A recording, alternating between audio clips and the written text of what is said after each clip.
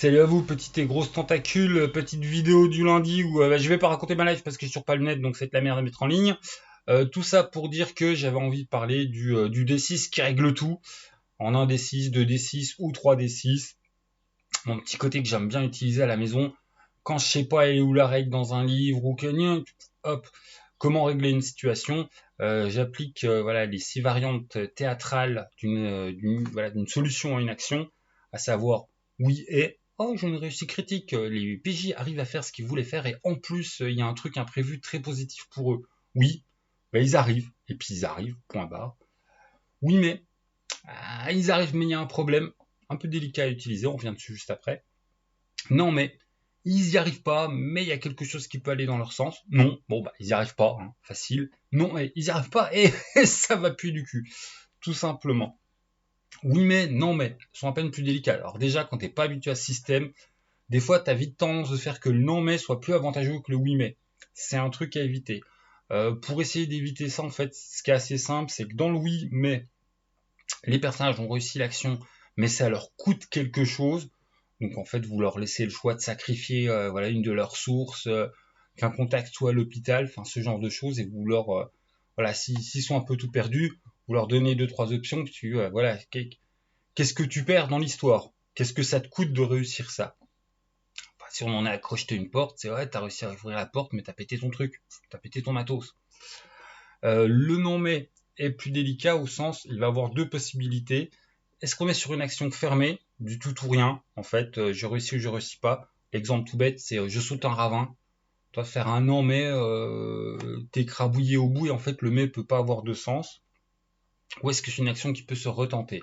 Sur une action tout ou rien, en fait, je conseille de transformer le non mais en oui mais, sauf que vous imposez ce qui est perdu par le PJ. Exemple truc Medfan, saut de ravin, bah plutôt que ton joueur il meurt bêtement, boum c'est fini pour toi parce que voilà t'as fait un 3, dommage. T'as perdu ton épée magique dans le saut. Ta petite épée toute chuchoute là, elle est tombée au fond du gouffre, emportée par la rivière. Tu feras une aventure pour la trouver. Voilà, que ce soit quelque chose qui l'embête, mais son personnage il est pas mort. Toujours bien. Et dans une plus simple, hein, dans une situation du type justement ouverte où on peut retenter les choses, où on n'est pas sur une porte. Enfin, tiens justement, on va prendre l'exemple d'une porte fermée. On n'est pas en fait sur un boulet de choix qui t'amène à soit je réussis, soit je rate tout.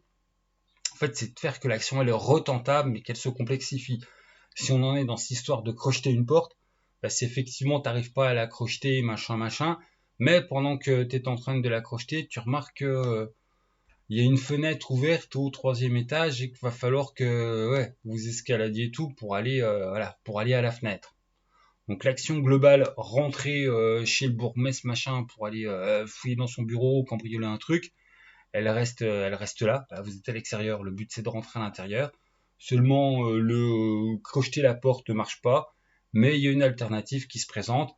Escalader un truc dangereux pour passer par la fenêtre, tout simplement. Et si tu étais sur le système D6 que tu sais pas trop quoi faire, au lieu de faire que l'action elle soit en 1D, bah du coup c'est là le moment de leur dire ouais mais du coup c'est plus difficile, donc là c'est à 2D. Puis là c'est à tes joueurs de faire oui mais alors en fait on a ça et ça comme une idée qui vont simplifier l'action et au lieu d'être en 2D des avantages, on revient à un petit dé.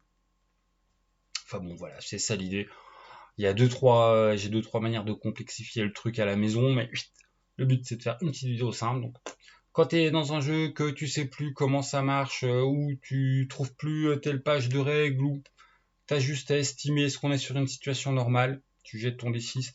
Est-ce qu'on est sur une situation où les PJ sont légèrement avantagés, tu jettes 2 D6. Est-ce qu'ils sont très avantagés, genre soit parce qu'ils ont le bon matos qui est pour, les bonnes idées qui sont pour, tu jettes 3 D6, tu gardes le meilleur. Voilà. Donc statistiquement, ils ont vachement de chances de réussir. Et inversement, les PJ ont pas des bonnes idées ou sont tous à moitié baissés. 2d6 on garde le moins bon jusqu'à 3d6 et on garde toujours le moins bon. En sachant qu'en plus c'est le genre de voilà de petits systèmes que toi MJ t'es pas à l'abri d'une surprise scénaristique parce que bon on a déjà tous fait voilà balancer 3d6 puis que ah merde 5 5 6. Bah là même en cas de désavantage bon ils ont quand même réussi. Et inversement, enfin faire un lancer de dés 1 1 2 ça arrive. Donc même s'ils avaient tout bétonné, puis ils se disent ouais c'est bon, on a 3D 6 avantages, de temps en temps, coup du sort, boum badaboum, et il y a quand même problème. Voilà, ce sera tout. Je vais mettre ça en ligne et puis voilà. Un jour, je récupérerai mon internet. Salut à tous, jouez bien.